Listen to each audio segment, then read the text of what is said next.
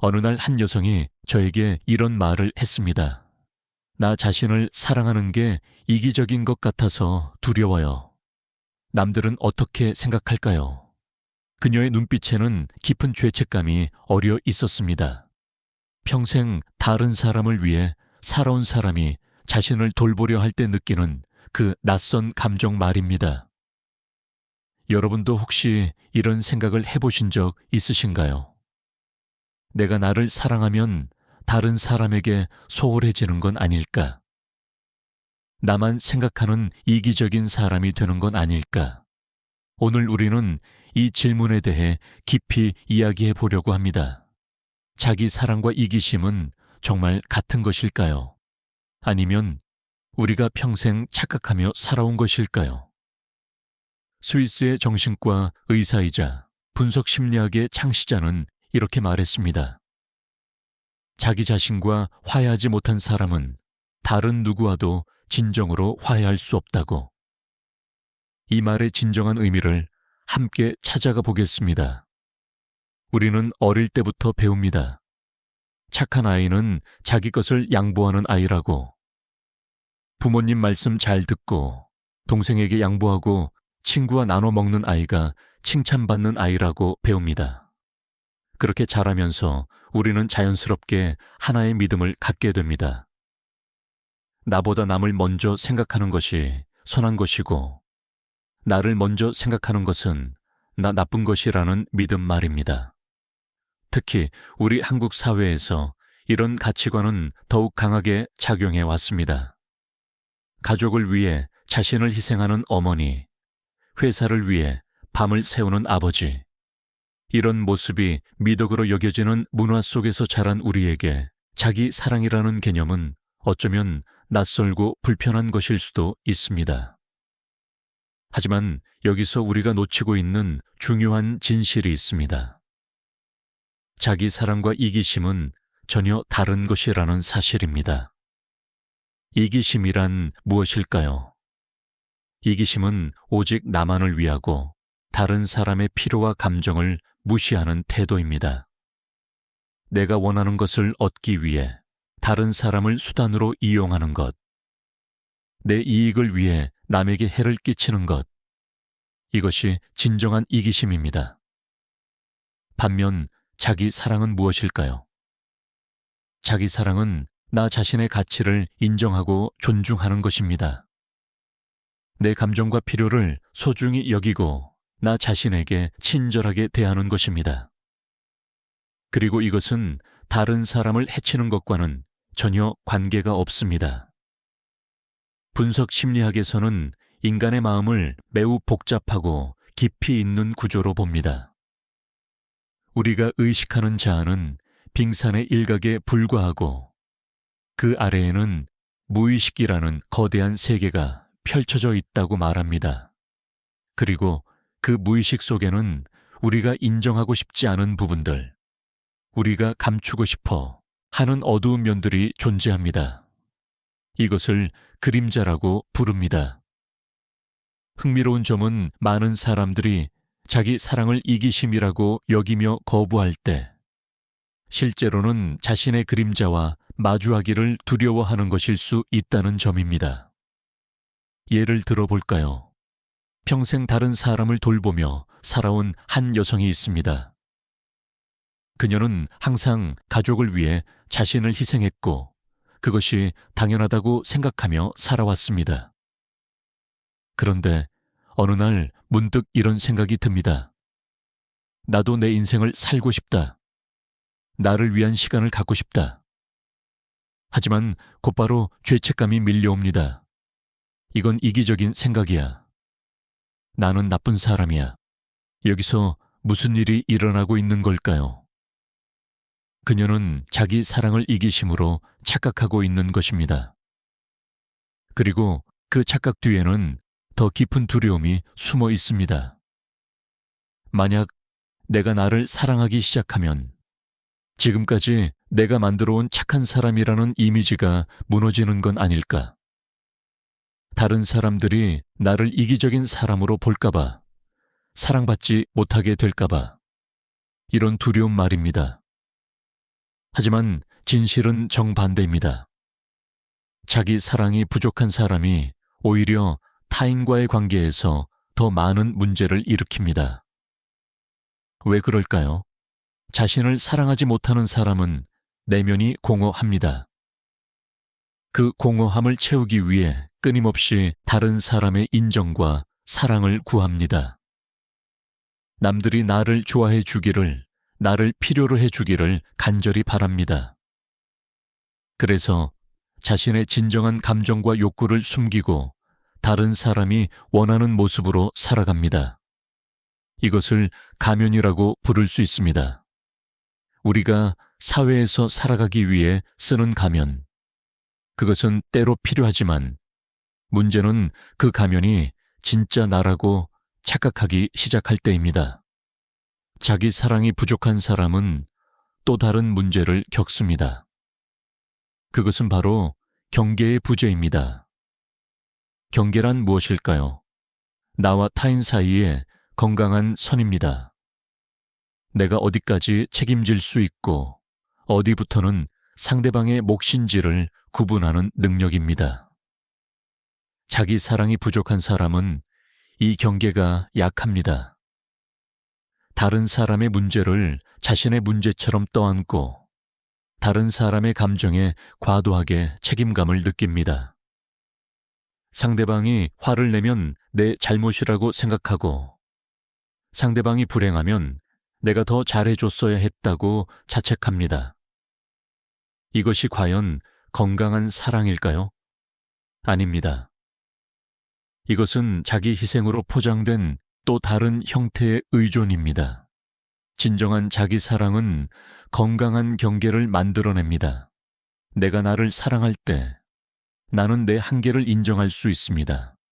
모든 사람을 다 기쁘게 할 수 없다는 것을, 모든 문제를 다 해결할 수 없다는 것을 받아들일 수 있습니다. 그리고 그것이 나쁜 것이 아니라는 걸 압니다. 오히려 그렇게 할 때 나는 더 진실하고 온전한 관계를 맺을 수 있습니다.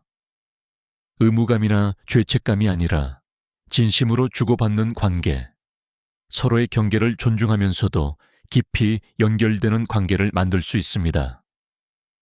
여기서 한 가지 중요한 개념을 살펴봐야 합니다. 바로 자기 실현이라는 개념입니다. 분석 심리학에서 말하는 자기 실현이란 단순히 성공하거나 목표를 달성하는 것이 아닙니다. 그것은 진정한 나 자신이 되어가는 과정입니다. 우리 내면의 모든 부분들, 밝은 면도 어두운 면도 모두 통합하여 온전한 하나의 인간이 되어가는 여정입니다. 이 과정에서 자기 사랑은 필수적입니다. 왜냐하면 나 자신을 사랑하지 않고서는 나 자신의 어두운 면을 받아들일 수 없기 때문입니다. 우리 모두에게는 어두운 면이 있습니다. 질투심, 분노, 욕심, 게으름, 이런 것들을 우리는 부끄러워하고 숨기려 합니다. 특히 착한 사람으로 보이고 싶은 사람일수록 이런 어두운 감정들을 인정하기 힘들어합니다. 하지만 그 감정들을 부정하고 억압한다고 해서 사라지는 것이 아닙니다. 오히려 무의식 속으로 더 깊이 내려가 예상치 못한 순간에 폭발하거나 왜곡된 형태로 나타납니다. 예를 들어 자신의 분노를 인정하지 못하는 사람은 우울증에 걸릴 수 있습니다. 자신의 욕구를 억압하는 사람은 신체적 질병으로 고통받을 수 있습니다. 심리와 몸은 분리되어 있지 않기 때문입니다. 자기 사랑은 이런 어두운 면들까지도 인정하고 받아들이는 것을 포함합니다. 아, 나도 때로는 질투를 느끼는구나. 나도 화가 날 수 있구나. 이것이 나쁜 게 아니라 인간으로서 자연스러운 거구나. 이렇게 인정할 때 비로소 우리는 그 감정들을 건강하게 다룰 수 있습니다. 감정에 휘둘리지 않으면서도 감정을 존중할 수 있게 됩니다. 이것이 바로 성숙한 자기 사랑입니다. 그리고 이것은 이기심과는 전혀 다른 것입니다. 이기적인 사람은 자신의 욕망만을 추구하며 다른 사람을 고려하지 않습니다. 반면 자기를 사랑하는 사람은 자신의 필요를 인정하면서도 다른 사람의 필요도 존중합니다. 둘 사이의 균형을 찾으려 노력합니다. 이제 좀 더 구체적인 예를 들어볼까요? 한 어머니가 있습니다. 그녀는 30년 넘게 가족을 위해 헌신했습니다. 자녀들이 성인이 되어 독립한 지금도 그녀는 계속해서 자녀들의 문제를 해결해 주려 하고 그들의 삶에 개입합니다. 왜 그럴까요? 겉으로 보기에는 모성애가 지극한 것처럼 보입니다. 하지만 좀 더 깊이 들여다보면 다른 이유가 보입니다. 그녀는 자기 자신의 삶을 모릅니다. 어머니라는 역할 외에 자신이 누구인지, 무엇을 좋아하는지, 어떻게 살고 싶은지 생각해 본 적이 없습니다. 그래서 자녀들이 독립하면 자신의 정체성이 무너지는 것 같은 두려움을 느낍니다. 그래서 계속해서 필요한 사람이 되려고 합니다. 이것은 진정한 사랑일까요? 아니면 자기 자신의 공허함을 채우기 위한 것일까요? 만약 이 어머니가 자기 사랑을 배웠다면 어땠을까요? 그녀는 어머니라는 역할도 소중히 하되 동시에 한 명의 개인으로서 자신의 삶도 살 수 있었을 것입니다. 자녀들이 성장하는 동안 자신도 함께 성장하며 자신만의 관심사와 꿈을 키워갔을 것입니다. 그렇게 했다면 자녀들이 독립할 때 오히려 기쁘게 보내줄 수 있었을 것입니다. 왜냐하면 그녀에게도 살아갈 자신만의 삶이 있으니까요. 그리고 이것이 자녀들에게도 더 좋은 것입니다. 건강하게 자기 삶을 사는 어머니를 보며 자녀들도 자신의 삶을 살아갈 용기를 얻을 수 있으니까요.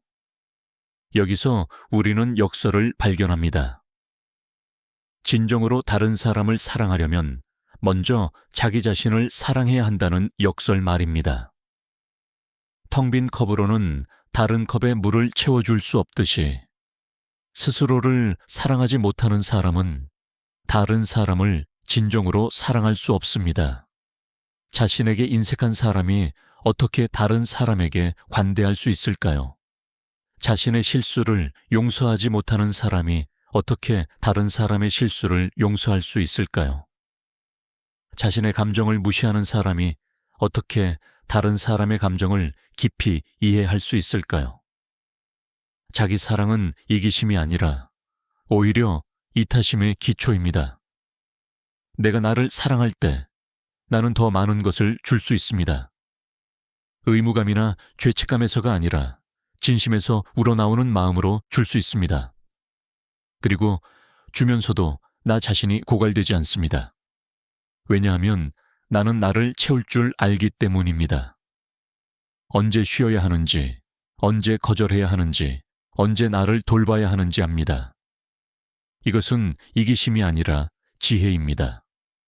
건강한 자기 보존의 본능입니다. 그렇다면 우리는 어떻게 자기 사랑을 시작할 수 있을까요? 첫 번째 단계는 자각입니다.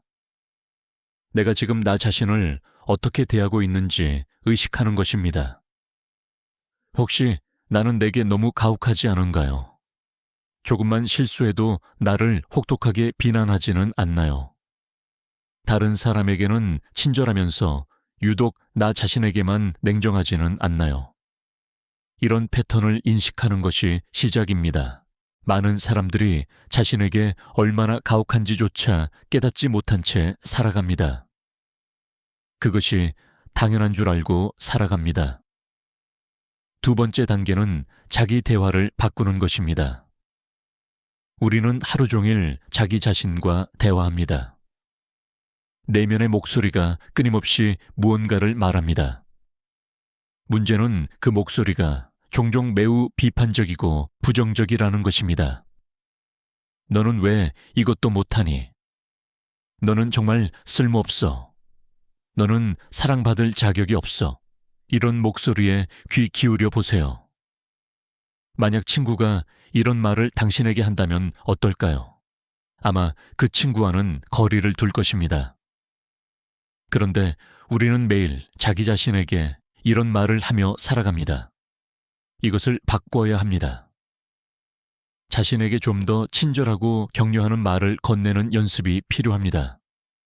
처음에는 어색하고 거짓말하는 것 같을 수 있습니다. 하지만 계속하다 보면 조금씩 변화가 일어납니다. 세 번째 단계는 자신의 필요를 존중하는 것입니다. 우리 모두에게는 기본적인 필요가 있습니다. 휴식의 필요, 즐거움의 필요, 관계의 필요, 성장의 필요. 이런 필요들을 무시하고 계속 살아갈 수는 없습니다. 몸은 거짓말을 하지 않습니다. 우리가 우리의 필요를 계속 무시하면 몸이 신호를 보냅니다. 피로, 불면증, 두통, 소화불량, 이런 증상들은 종종 우리 마음이 보내는 메시지입니다. 나를 돌봐달라는, 나를 사랑해달라는 간절한 외침입니다. 자신의 필요를 존중한다는 것은 그것을 인정하고 충족시키려 노력하는 것입니다. 물론 현실적인 제약이 있을 수 있습니다. 하지만 적어도 인정하는 것, 그것만으로도 큰 차이가 있습니다. 네 번째 단계는 자신을 용서하는 것입니다. 우리는 모두 실수를 합니다.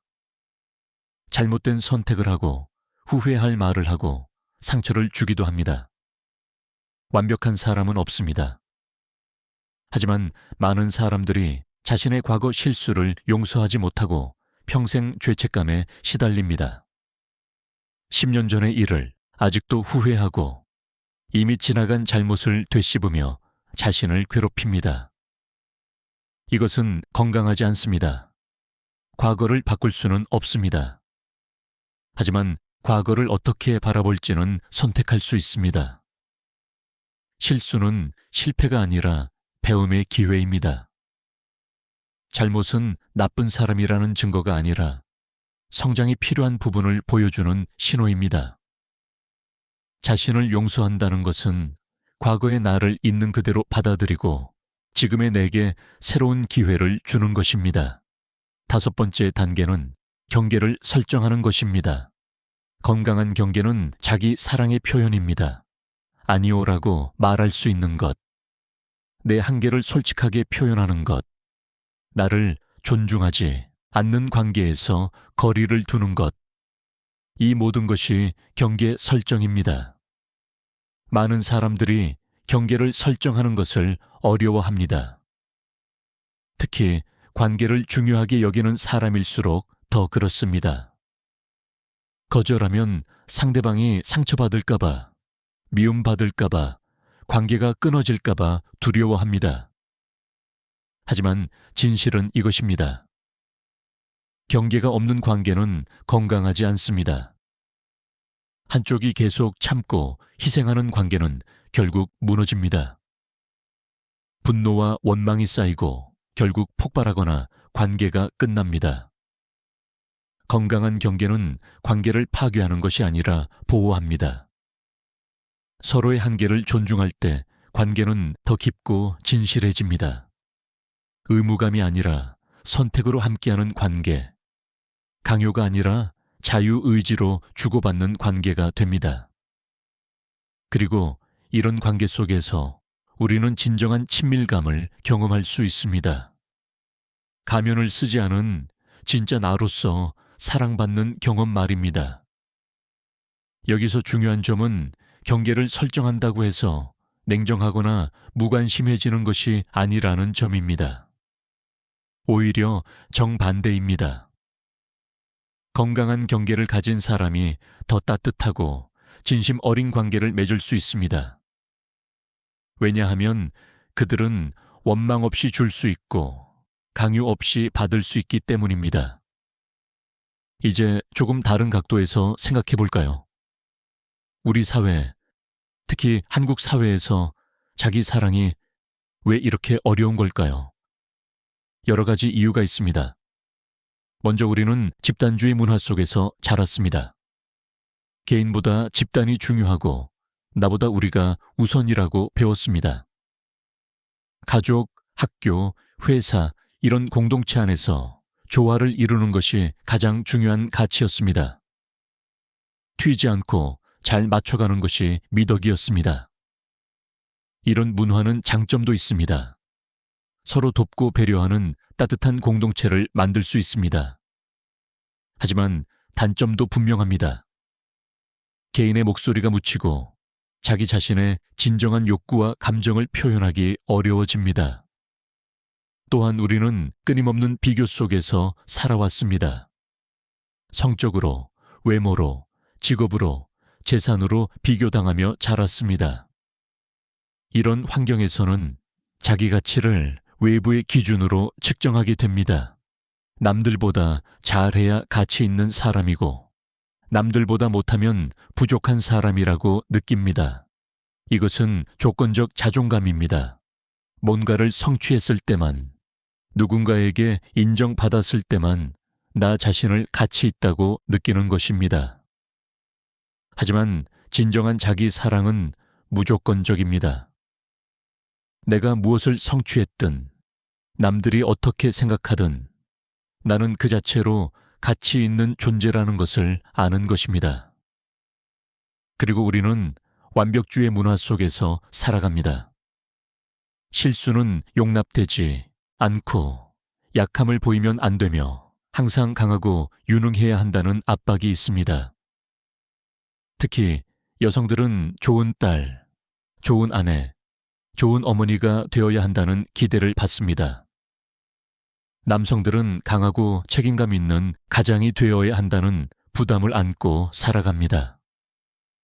이런 기대들은 무겁습니다. 그리고 이런 기대에 부응하려다 보면 정작 진짜 나 자신을 잃어버리게 됩니다. 내가 진짜 원하는 것이 무엇인지, 내가 진짜 느끼는 감정이 무엇인지 모르게 됩니다.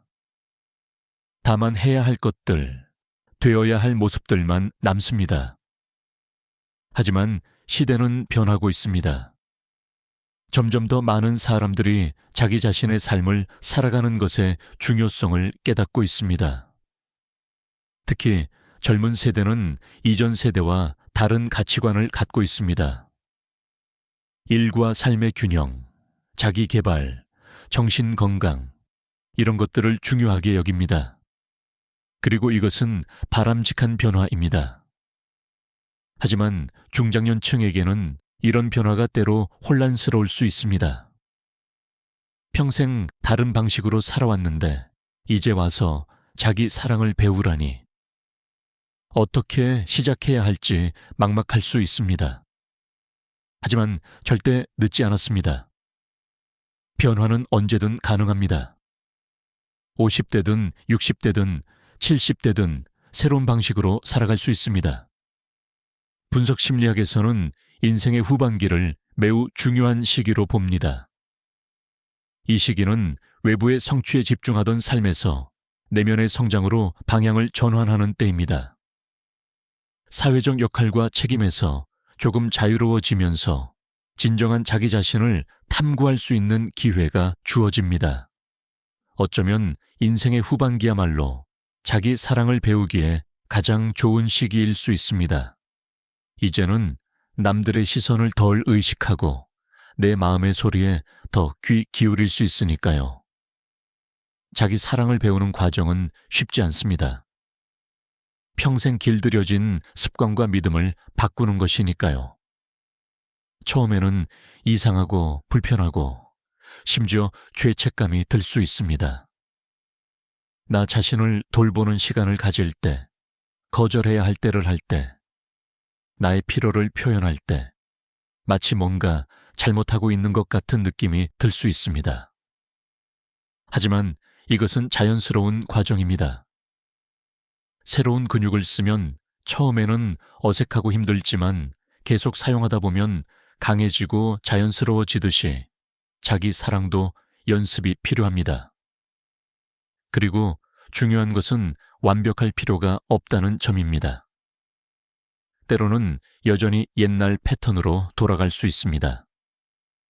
자신을 비난하고 경계를 허물고 다시 모든 것을 혼자 떠안으려 할 수 있습니다. 그래도 괜찮습니다. 그럴 때마다 다시 시작하면 됩니다. 실수는 실패가 아니라 배움의 과정입니다. 자기 사랑을 실천하면서 주변 사람들의 반응이 걱정될 수 있습니다. 특히 당신이 변화하는 것을 불편해하는 사람들이 있을 수 있습니다. 항상 예라고 말하던 당신이 이제 아니오라고 말하기 시작하면, 항상 먼저 희생하던 당신이 이제 자신의 필요도 표현하기 시작하면, 어떤 사람들은 당신이 변했다고, 이기적이 되었다고 말할 수 있습니다. 이것은 어려운 순간입니다. 하지만 여기서 기억해야 할 것이 있습니다. 진정으로 당신을 사랑하는 사람이라면 당신의 성장을 지지할 것입니다. 당신이 더 건강하고 행복해지는 것을 기뻐할 것입니다.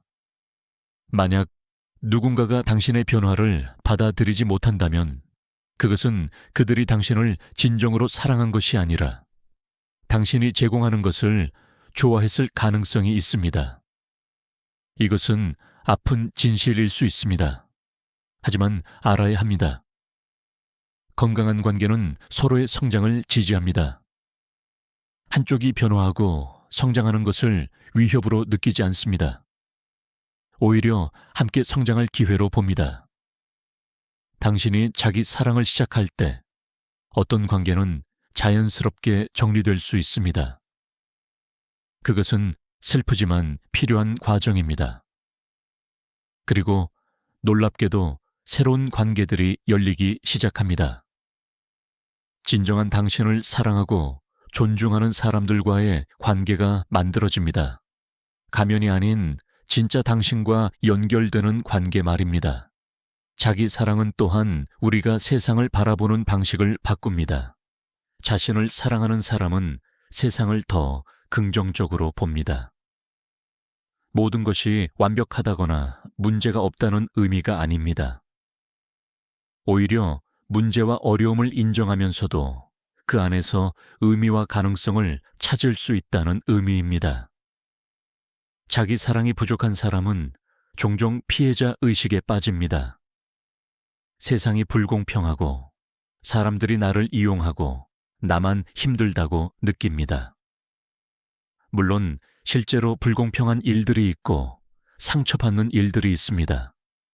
하지만 피해자 의식은 우리를 무력하게 만듭니다.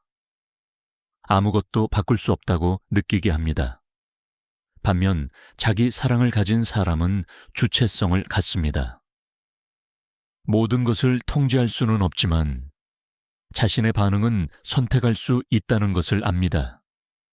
상황을 바꿀 수 없다면 상황에 대한 태도를 바꿀 수 있습니다. 자신을 사랑하는 사람은 자신에게 일어나는 일들을 성장의 기회로 봅니다. 어려움 속에서도 배울 점을 찾고 실패 속에서도 다음 단계로 나아갈 힘을 얻습니다. 이것은 단순한 긍정적 사고가 아닙니다. 현실을 직시하면서도 그 안에서 의미를 만들어가는 성숙한 태도입니다. 자기 사랑은 또한 우리의 창조성을 깨웁니다. 많은 사람들이 나이가 들면서 꿈을 잃어버립니다. 젊었을 때는 하고 싶은 것들이 많았는데 어느새 그저 주어진 일들을 해내는 것만으로도 벅차게 됩니다. 하지만 자기 사랑은 우리 안에 있는 창조적 에너지를 다시 깨웁니다. 내가 진정으로 좋아하는 것이 무엇인지, 내가 만들고 싶은 것이 무엇인지 탐구하게 합니다. 그림을 그리고 싶었던 사람, 글을 쓰고 싶었던 사람, 노래를 부르고 싶었던 사람, 그 꿈들을 다시 꺼내볼 수 있습니다. 너무 늦었다고요? 아닙니다. 창조성에는 나이가 없습니다. 중요한 것은 결과가 아니라 과정입니다. 무언가를 만들어가는 그 자체가 즐거움이고 의미입니다. 분석 심리학에서는 인간의 정신이 자기 치유 능력을 갖고 있다고 봅니다. 우리 안에는 스스로를 치유하고 성장시키는 힘이 있습니다. 하지만 그 힘이 작동하려면 조건이 필요합니다. 바로 자기 사랑입니다. 우리가 우리 자신을 사랑할 때 우리 안의 치유력이 활성화됩니다. 오래된 상처들이 아물기 시작하고 억압된 감정들이 해소되고 분열되었던 부분들이 통합되기 시작합니다. 이것은 마법이 아닙니다. 자연스러운 심리적 과정입니다. 우리가 안전하고 사랑받는다고 느낄 때 우리의 마음은 스스로를 치유합니다. 그리고 우리는 다른 누구보다 우리 자신이 그 안전함과 사랑을 제공할 수 있습니다. 자기 사랑을 방해하는 가장 큰 장애물 중 하나는 수치심입니다. 수치심은 죄책감과 다릅니다. 죄책감은 내가 뭔가 잘못했다는 느낌이지만 수치심은 내가 잘못되었다는 느낌입니다. 죄책감은 행동에 대한 것이지만 수치심은 존재 자체에 대한 것입니다. 많은 사람들이 깊은 수치심을 안고 살아갑니다. 나는 충분하지 않다. 나는 사랑받을 자격이 없다. 나는 결함이 있는 존재다.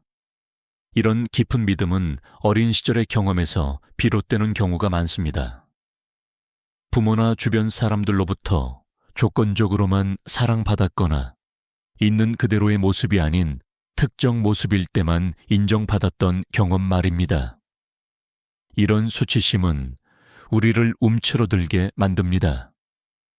진짜 나를 보여주면 거부당할 것 같아서 가면을 쓰고 살아갑니다. 하지만 가면을 쓰고 사는 것은 외롭습니다.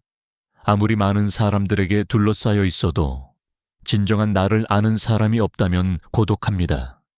자기 사랑은 이 수치심을 치유하는 과정을 포함합니다. 나는 완벽하지 않아도 괜찮다는 것을, 나의 약함과 부족함도 나의 일부라는 것을 받아들이는 것입니다. 그리고 놀랍게도 우리가 우리의 불완전함을 받아들일 때 다른 사람들도 우리를 더 진정으로 받아들입니다. 완벽한 척하는 사람보다 솔직하고 진실한 사람에게 더 끌리기 때문입니다. 자기 사랑은 또한 우리가 시간을 대하는 방식을 바꿉니다. 자신을 사랑하지 못하는 사람은 종종 시간에 쫓기며 살아갑니다. 항상 바쁘고 항상 해야 할 일이 많고 쉬는 것을 죄책감으로 느낍니다. 왜냐하면 무의식적으로 자신의 가치를 생산성으로 측정하기 때문입니다. 내가 많이 하고 많이 이루고 많이 기여해야 가치 있는 사람이라고 믿습니다. 하지만 이것은 결코 충족될 수 없는 갈증입니다. 아무리 많이 해도 충분하지 않다고 느낍니다. 반면 자기 사랑을 가진 사람은 존재의 가치를 압니다. 내가 무엇을 하든 하지 않든 나는 그 자체로 가치 있는 존재라는 것을 압니다. 그래서 쉼을 허락할 수 있습니다. 아무것도 하지 않는 시간, 그냥 존재하는 시간을 즐길 수 있습니다. 현대 사회는 우리에게 끊임없이 더 많이 하라고 요구합니다. 더 일하고, 더 배우고, 더 성취하라고 합니다. 소셜미디어는 다른 사람들의 성공과 행복한 모습만 보여주며 우리를 비교하게 만듭니다. 이런 환경에서 자기 사랑은 더욱 중요합니다. 외부의 기준이 아니라 내면의 기준으로 살아가는 것, 남들의 속도가 아니라 나의 속도로 가는 것, 이것이 진정한 자기 사랑입니다. 빠른 것이 항상 좋은 것은 아닙니다. 많은 것이 항상 나은 것은 아닙니다. 때로는 천천히, 때로는 적게, 그것이 우리에게 맞는 것일 수 있습니다. 자기 사랑은 또한 우리의 몸과의 관계를 변화시킵니다. 많은 사람들이 자신의 몸과 전쟁을 벌이며 살아갑니다. 너무 뚱뚱하다, 너무 말랐다, 주름이 생겼다, 머리가 빠진다. 끊임없이 몸을 비판하고 바꾸려 합니다. 특히 여성들은 사회가 요구하는 미의 기준에 맞추려는 압박을 받습니다. 하지만 이런 태도는 우리를 불행하게 만듭니다. 자기 사랑은 몸을 있는 그대로 받아들이는 것을 포함합니다. 완벽하지 않아도 젊지 않아도 날씬하지 않아도 이 몸은 나를 지탱해주는 소중한 존재입니다. 이 몸이 있어서 나는 숨쉬고 걷고 느끼고 경험할 수 있습니다. 감사하고 돌봐야 할 대상이지 비난할 대상이 아닙니다. 몸을 사랑한다는 것은 건강하게 돌본다는 의미입니다. 처벌하듯 운동하는 것이 아니라 즐겁게 움직이는 것, 굶주리는 다이어트가 아니라 영양 있게 먹는 것, 충분히 쉬고 수면을 취하는 것입니다. 우리 몸은 놀라운 지혜를 갖고 있습니다. 우리가 귀 기울이면 몸은 무엇이 필요한지 말해줍니다. 피곤하면 쉬라고, 배고프면 먹으라고, 움직이고 싶으면 활동하라고 신호를 보냅니다. 하지만 우리는 종종 이런 신호를 무시합니다. 외부의 기준이나 규칙에 따라 살려고 하기 때문입니다. 자기 사랑은 다시 우리 몸의 목소리를 듣는 것입니다. 이제 마무리를 향해 가고 있습니다. 우리는 오늘 긴 여정을 함께 걸어왔습니다. 자기 사랑과 이기심이 어떻게 다른지, 왜 자기 사랑이 중요한지, 어떻게 시작할 수 있는지 함께 탐구했습니다. 핵심을 다시 한번 정리해 볼까요? 자기 사랑은 이기심이 아닙니다. 오히려 자기 사랑은 진정한 이타심의 기초입니다. 텅 빈 컵으로는 다른 컵에 물을 채울 수 없듯이 스스로를 사랑하지 못하는 사람은 다른 사람을 진정으로 사랑할 수 없습니다. 자기 사랑은 나 자신의 가치를 인정하고 나의 필요를 존중하고 내게 친절하게 대하는 것입니다. 그리고 이것은 다른 사람을 해치는 것이 아니라 오히려 모든 관계를 더 건강하게 만듭니다. 자기 사랑을 배우는 것은 쉽지 않습니다. 특히 평생 다른 방식으로 살아온 사람에게는 더욱 그렇습니다. 처음에는 어색하고 불편하고 심지어 두려울 수 있습니다. 하지만 절대 늦지 않았습니다. 지금 이 순간이 바로 시작하기에 가장 좋은 때입니다. 작은 것부터 시작하세요. 자신에게 친절한 말 한마디 건네는 것, 하루에 10분이라도 자신만을 위한 시간을 갖는 것, 필요할 때 아니오라고 말하는 것, 이런 작은 실천들이 모여 큰 변화를 만들어냅니다. 그리고 기억하세요. 당신은 사랑받을 자격이 있습니다. 무엇을 성취했든 어떤 실수를 했든 남들이 뭐라고 하든 당신은 그 자체로 소중하고 가치 있는 존재입니다. 이것은 감상적인 위로가 아니라 심리학적 진실입니다. 모든 인간은 존엄성을 갖고 태어났습니다. 그 존엄성은 외부의 조건에 달려있지 않습니다.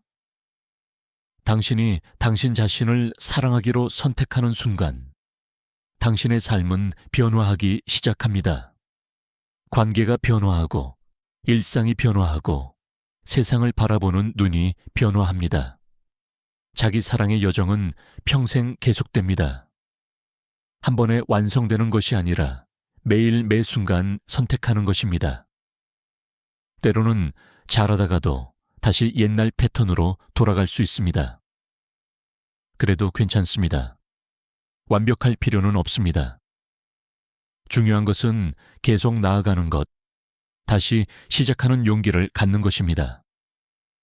그리고 이 여정에서 당신은 혼자가 아닙니다. 같은 길을 걷고 있는 많은 사람들이 있습니다. 자기 사랑을 배우고 더 진정한 자신이 되어가고 더 의미 있는 삶을 살고자 하는 사람들이 있습니다. 분석 심리학의 창시자가 말했듯이 자기 자신이 되는 것, 그것이 인생의 가장 중요한 과업입니다. 남이 원하는 사람이 아니라, 사회가 요구하는 사람이 아니라 진정한 나 자신이 되는 것 말입니다. 그리고 그 여정의 시작이 바로 자기 사랑입니다. 나 자신을 있는 그대로 받아들이고 나의 빛과 그림자를 모두 품어 안고 온전한 하나의 인간으로 살아가는 것입니다. 이것이 자기 실현입니다. 이것이 진정한 성장입니다. 이것이 의미 있는 삶입니다. 오늘 이 시간이 여러분에게 작은 씨앗을 심는 시간이 되었기를 바랍니다. 자기 사랑이라는 씨앗 말입니다. 그 씨앗은 당장 꽃을 피우지 않을 수도 있습니다. 하지만 당신이 돌보고 키우다 보면 언젠가 아름다운 꽃으로 피어날 것입니다. 그리고 그 꽃은 당신의 삶뿐만 아니라 당신 주변 사람들의 삶도 향기롭게 할 것입니다. 왜냐하면 진정으로 자신을 사랑하는 사람은 그 사랑을 자연스럽게 다른 사람들에게도 흘려보내기 때문입니다. 강요나 희생이 아니라 자연스러운 넘침으로 말입니다. 당신은 충분합니다. 지금 이대로 충분합니다. 더 나아지려는 노력도 좋지만 지금 이 순간의 당신도 이미 충분히 가치 있습니다. 이것을 기억하며 오늘 하루를 시작하세요. 자신에게 친절하세요. 자신을 용서하세요. 자신을 사랑하세요. 그것은 이기적인 것이 아니라 가장 지혜로운 선택입니다. 당신 자신을 위해서, 그리고 당신이 사랑하는 모든 사람들을 위해서 말입니다. 오늘 이 시간을 함께 해주셔서 감사합니다. 당신의 여정에 축복이 함께하기를 바랍니다.